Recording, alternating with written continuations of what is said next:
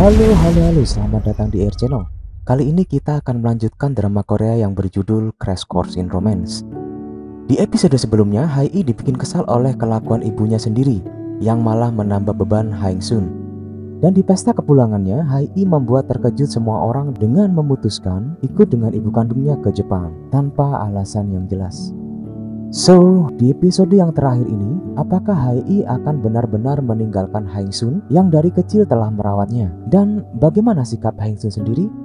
Kita langsung saja ke episode ke-16 ini.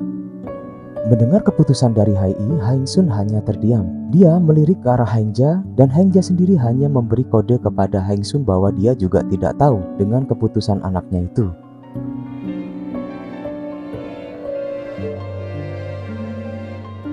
Setelah itu, Hae-ja yang terkejut dengan keputusan anaknya langsung mengajaknya berbicara di luar rumah. Namun Hae tetap pada keputusannya walau nanti di Jepang dia hidup susah dan harus bekerja. Hae beralasan hanya itu yang bisa dia lakukan untuk membalas budi Hae-sun. 그지같이 살든 일을 해서 돈을 벌든 거기서 나랑 둘이 해결해. 그게 이제껏 나 키워준 이모에 대한 최소한의 도리야.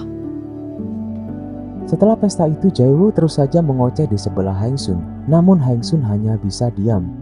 Setelah itu dia keluar untuk menemui Hae. Hae-sun kembali menanyakan keputusan Hae. Dia khawatir dengan kehidupan Hae nantinya di Jepang. Walau dengan pikiran yang kacau, Hae tetap bulat dengan keputusannya. 너 입시 얼마 안 남았잖아. 의대 간다며. 거기 가서 뭘 어쩌겠다고. 너는 엄마 잘 알잖아. 쌩구생할 거 불보듯 우리가 알아서 할. Chio yang melihat pikiran Hae-sun sedang kacau mengajaknya berjalan-jalan. Sambil berjalan berdua, Hae-sun menceritakan perasaannya dan kekhawatirannya tentang Hae kepada Chio. Chio hanya mengatakan pada Hae-sun untuk menerima keputusan Hae karena Hae adalah anak yang cerdas. 너무 서운해. 어떻게 지가 우리한테 이럴 수 있나 싶고 대체 왜 저러나 지 엄마가 좋아 죽겠어 저러는 건 아닐 텐데 이유를 모르겠. Kemudian Chio mencoba untuk mengalihkan pembicaraan dengan menawarkan Hae-sun untuk belajar sesuatu setelah Hae pergi. Namun ternyata Hae-sun mempunyai rencana sendiri, yakni mengambil sertifikasi guru olahraga. Candaan Chio mengenai rencana Hae-sun itu berhasil membuat Hae-sun bisa sedikit tersenyum dan sejenak melupakan apa yang terjadi. 공부하는 남행사 완전 새로운데, 응? 또 반하겠네. Di scene selanjutnya, Hae-ja bukannya senang dengan keputusan Hae. Dia malah kesal dan bertanya-tanya tentang rencana Hae yang tiba-tiba memutuskan untuk tinggal bersama dirinya. 아무튼 나랑은 다르다니까 기집애. 두 번 다시 돈 얘기 꺼내면 죽어버린다고 나 협박하더라니. Suasana rumah juga jadi berbeda dari biasanya. Jae-woo hanya diam saat bertemu Hae dan hanya bicara seperlunya saja. Hae juga menolak saat Hae-sun mau memasakkan makanan untuk dirinya. 돌리고 죽 끓여주고 나갈게. 아직 내 꼬짠 거 먹으면 안 돼 너. 아니야, 죽집에서 그냥 시켜 먹을게. 엄마랑 나랑. Siang harinya, Hae-sun mengajak Hae-ja ke sebuah toko untuk membelikan perlengkapan Hae sebelum berangkat ke Jepang. Dan di malam hari, sambil memasukkan semua barang Hae ke dalam tas, Hae-sun juga memberitahu kebiasaan Hae kepada kakaknya itu. Hae yang melihat Hae-sun mempersiapkan semua untuk dirinya malah marah karena dia tak mau lagi merepotkan Hae-sun. 아니 이모가 선물을 사줄 수도 있는 거지. 왜 이렇게 예민하게 굴어? 사준 사람 마음은 생각 안 해? 그러니 왜 받는 사람 마음은 생각 안 하는데? 받는 사람이 필요 없다잖아. Keesokan harinya, Jae-woo yang masih kesal dengan kelakuan Hae tidak mau mengucapkan hati-hati di jalan seperti biasanya saat Hae akan bersekolah. Hae-sun yang melihat Hae belum sarapan langsung menyuruh Hae-ja untuk mengejar dan memberikan bekal buat Hae. 혜야, 행선이가 이거 너 주래. 빈속이면 속쓰리대 행선이가. Di pengadilan, Bujang dibebaskan dari hukuman karena menyesali perbuatan dan mau membantu penyelidikan. Dia hanya dibebani denda sebesar 10 juta won. 당신이 잘 뉘우치고 수사에 협조한 덕이지. 내가 뭐 한 게 있나? 옆에 있어줬잖아. Setelah menemaninya selama persidangan, untuk pertama kalinya Bujang mengajak suaminya untuk makan bersama. Suasana makan bersama dengan keluarga yang sangat jarang terjadi ini terlihat sangat kaku. Dan akhirnya Bujang mencoba untuk mencairkannya dengan memulai pembicaraan. Di sana Bujang yang merasa bersalah mencoba untuk menurunkan egonya. Dan dia mengajak Hui-jae untuk liburan bersama. 이참에 좀 쉬어. 그동안 너무 앞만 보고. 그래야지. 혜재야, 엄마랑 둘이 여행 갈래? Kembalinya Hai ke sekolah disambut gembira oleh para sahabatnya, yakni Danji dan Gyeonhu. Satu hal yang mengejutkan adalah sikap Sun Ah yang menjadi baik ke Hai dengan meminjamkan buku catatan selama Hai tidak masuk sekolah. 잘 지냈어? 뭐 딱히? 너 없으니까 지루해서. Setelah melihat hubungan antara Hang Sun dan Hai, Hang-ja memutuskan untuk balik ke Jepang tanpa Hai. Dia hanya mengucapkan selamat tinggal dan maafnya ke Hai lewat SMS. Hang-ja juga menuliskan surat perpisahan buat Hang Sun. 네 화장대 서랍에 있던 앨범 혜인 사진 몇 장 뺐어. 내가 잘 꽁쳐둘게. 혜인은 내 딸이지만 이번에 보니 네 딸이더라. Hubungan Hang Sun dan Cheol kembali diterpa masalah setelah seseorang sengaja memfoto Cheol dan Hye Jong di sebuah kafe dan mengunggahnya di internet. Foto tersebut menyebarkan rumor bahwa Cheol telah mendapatkan pasangan baru, mencampakkan sang penjual lauk yakni Hang Sun. Hang Sun mengetahui rumor itu dari Bumi Ok saat membeli lauk di tokonya. Melihat rumor yang beredar itu, Hang Sun hanya diam dan sambil sejenak berpikir tentang apa yang akan dia lakukan. Dan kemudian dia pergi meninggalkan toko, meninggalkan Yongju dan Jae-woo. 쌤 믿잖아. 믿지? 난 믿는데? 야, 나만 믿나? 왜? 어디 가게? 설마 너 최쌤한테 가는 거야 진짜? 나 지금 나갔다 올게.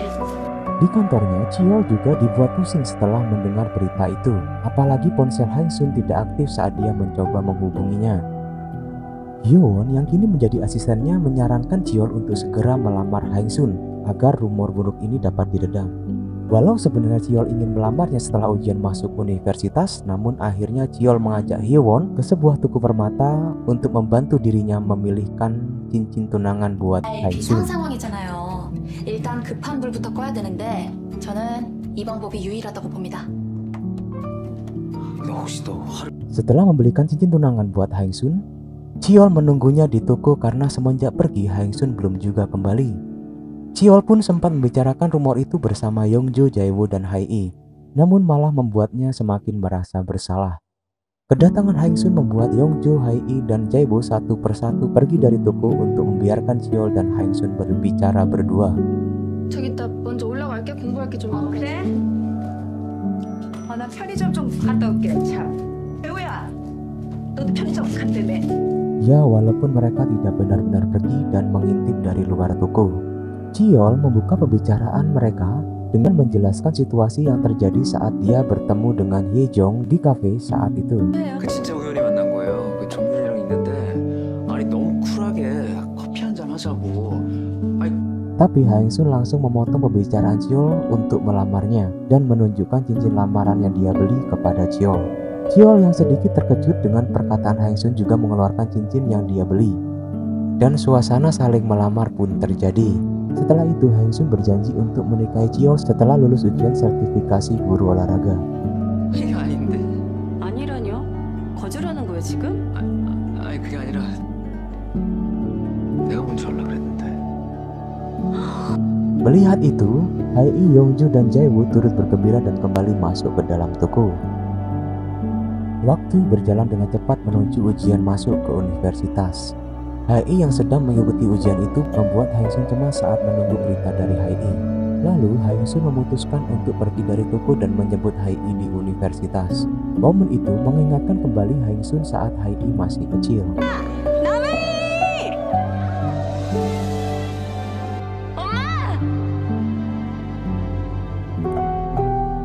Dua tahun kemudian diceritakan kehidupan kembali normal. Cheol kembali mengajar matematika dan menunjukkan gaya khasnya ke murid-muridnya. Jae-woo dan Yongju masih menjalankan toko makanan milik Hang Sun dan mereka berencana menikah karena Yongju sudah hamil. 그래서 둘은 혼인신고만 한 거야? 식은 안 올리고? Dan Hang Sun sedang belajar mati-matian agar bisa lulus sertifikasi guru olahraga. Busuk kini telah menjadi konsultan untuk ibu-ibu yang mau mendaftarkan anaknya ke akademi, tapi kebiasaan lamanya masih ada, yakni menjual nama anaknya yang menjadi lulusan terbaik akademi dan masuk universitas terkenal. 너 최고야. 아무것도 안 내. 아씨, 나 좀 팔아놓지 말라니까 엄마. Bujang kini sudah berbaikan dengan Yu Jae. Dan dia kini juga bangga dengan Sunjae sudah menjadi seorang tentara. 이제야 휴가 나오. 아니 미리 전화를 하지. 그럼 서프라이즈. Di scene selanjutnya, 4 sahabat yakni Hae-i, Sunjae, dan Ji, dan Gyun-woo bertemu di sebuah kafe. Mereka berpesta dan juga mendoakan Gyun-woo agar cepat lulus ke universitas. Sepulang dari pesta, Gyun-woo bertemu dengan Soo-ah. Dia menawarinya tumpangan dan Soo-ah pun setuju menumpang bersama Gyun-woo. Dan sepertinya mereka sama-sama suka. 이거 엄칸데 안전은 보장 못해.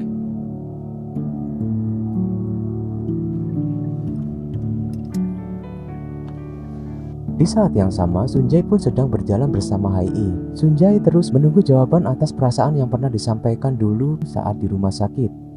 Mendengar Sunjae yang terus meminta jawaban dari Hae-i, tanpa berkata apa-apa, Hae-i langsung mencium pipi Sunjae. 뭐? 뭐냐?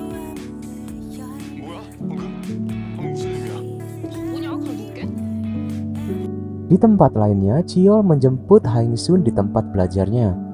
Di mobil, Cheol sempat menyindir Hae-sun yang tidak mau menikah karena gagal terus di ujian sertifikasi.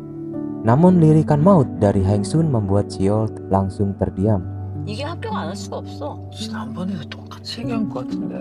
혹시 나랑 결혼하기 싫어가지고 자꾸 계속 떨어지는 거 아니지? 알았어. 조심할게. Di scene akhir terlihat Cheol yang tergagap saat mengajar di akademi. Konsentrasinya sedikit terpecah karena hari ini bertepatan dengan pengumuman kelulusan ujian sertifikasi Hae-sun. Begitupun Hae-sun yang sedang tegang menunggu hasilnya. 나 대학 발표 때보다 더 떨려. 눈다?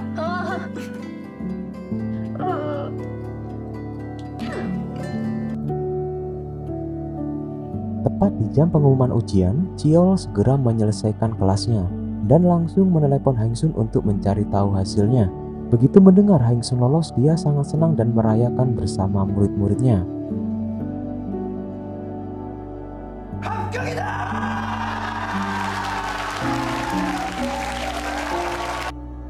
Dan begitulah akhir dari drama Crash Course in Romance. Seperti drama-drama lain yang bergenre romantik yang selalu berakhir bahagia. Namun satu poin dari drama ini yang bisa diambil adalah pentingnya menurunkan ego pribadi untuk mengharmoniskan hubungan dengan keluarga atau bahkan dengan pasangan kalian. So jangan lupa like dan subscribe untuk mendapatkan review drama-drama lain yang lebih seru. Atau jika kalian mempunyai drama Korea yang bagus untuk direview, tulis judul dramanya di kolom komentar. Terima kasih dan bye-bye.